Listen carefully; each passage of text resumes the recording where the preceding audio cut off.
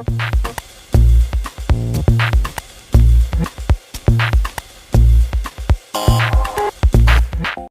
and welcome to TBH Reviews. My name is Brendan. Hey, what's up? My name's Nick. I'm also Nick, but you can call me Dunphy.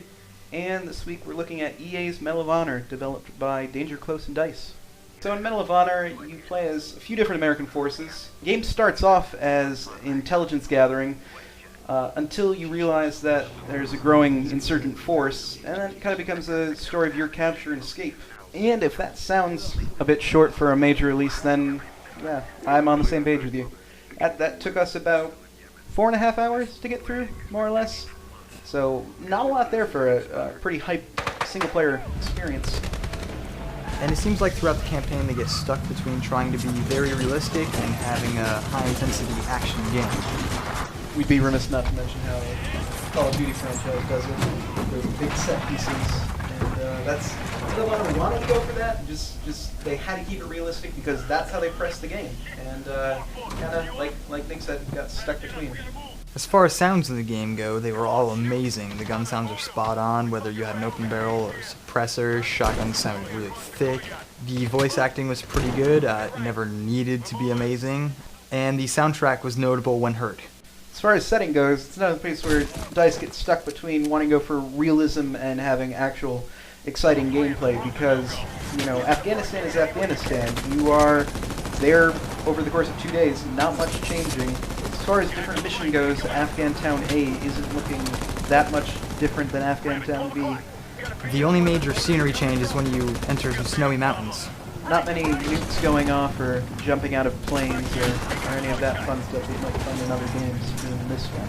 This game was developed on the Unreal Engine 3, so it does suffer from the texture pop-in, where you're inside of a plane and everything's just flat, smoothed out, and then all of a sudden you see ridges and windows and different things everywhere. They just came out of nowhere. The engine holds up for the most part. Lighting looks good. Texture, when it's there, looks pretty good. It gets kind of bland at night. Those lighting features that actually make the game look unique kind of go away, and you're back to exactly what we were talking about in the setting, where everything kind of looks the same. But there are moments when the game looks great. So bonus points go to Danger Close for that. Alright, so gameplay is relatively familiar for any Call of Duty players out there, with the slight variations of being able to slide to cover and peeking around corners. As far as the game's actual difficulty goes, we all played on hard, and as we mentioned at the beginning, we ran through this in about 4 hours. When you die, you're probably not dying from the AI beating you. Our only deaths were more or less stupid decisions that we made that ended in us dying. There was no challenge at all, not to mention that you have at any point the ability to go up to your teammates and request for more ammo, which is basically unlimited supply, which makes it almost embarrassing or insulting to have that option. Although I will say I like the ability for in one hand motion to be handed 1,000 rounds. That's pretty fun. Another flaw with the game was that occasionally enemies would just pop in out of nowhere and just start shooting at you. It's not like they would pop, turn, shoot at you. No, they would just be spawned, aiming at you with bullets flying out of their guns. Overall, gameplay was passable enough, but doesn't stand out in any way. Now, multiplayer was handled by DICE, the main EA shooter developer, and you can definitely feel their influence. It feels like it was based on Battlefield, but they wanted to go more action shooter. And you know, I guess the thesis of this review, if you wanted to, was kind of caught in the middle. There's definitely elements of Battlefield in here, but when they wanted to go for more close-quarters combat shooter, it kind of feels clunky. So for the multiplayer game modes, you have Team Assault, which is your basic deathmatch, and Sector Control, which is just like domination in the Call of Duty series. And then from there, you've got Objective Raid, which is your more or less demolition. The only thing about that is it's not round. You either get offense or defense, and the game mode is usually over pretty quickly, which is ironic given the fact that DICE is known, if anything, for their 30-minute game modes. You can very well wrap up Objective Raid in solid 2 minutes.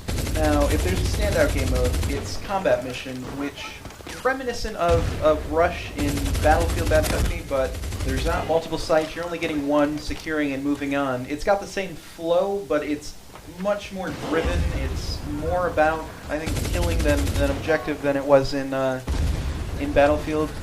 Most of the time on both teams you will just have a sniper sitting in one spot on the map trying to get as many kills as he can instead of helping out his team defend or attack the objectives.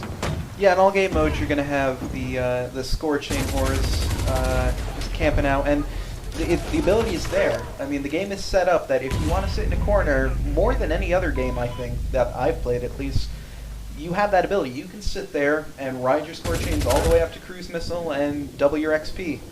And I wouldn't call it a flaw, because if you want to, you can certainly, on the opposing team, break that setup. But if that is the gameplay that's there. It's much more controlled and less run and gun than any other game. You can run and gun certainly, but you do it at your own risk more than the Call of Duty series certainly. The weapon selection was kind of disappointing. You unlock 2 weapons and then you gain the ability to use opposing teams' weapons. Although I do enjoy the ability to change the attachments and other features of your weapons in between games.